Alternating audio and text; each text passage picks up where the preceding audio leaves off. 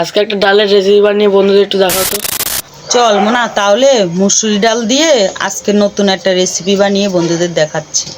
প্রথমে একটা কড়াইতে 500 গ্রাম মুসুরি ডালকে ভালো করে ধুয়ে নিতে হবে। তারপরে কিছুটা কুচনো আলু দিতে হবে, তারপর কিছুটা কুচানো পেঁয়াজ, টমেটো কুচি, তারপরে কাঁচা লঙ্কা কুচি সবগুলাকে দিয়ে তার মধ্যে কিছুটা রসুন কুচি দিতে হবে।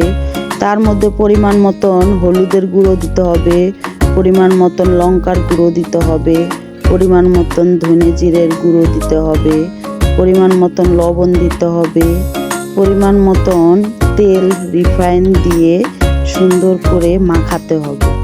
সবগুলাকে এইভাবে মাখিয়ে সুন্দর করে পরিমাণ মতন জল দিয়ে ঢেকে রেখে তারপরে একটা প্যানে প্রথমে তেল, তারপরে পেঁয়াজ কুচি, রসুন কুচি দিয়ে ভেজে ওই সিদ্ধ ডালটার মধ্যে ঢেলে দিয়ে ধনে পাতা দিয়ে সুন্দর করে পরিবেশন করতে হবে।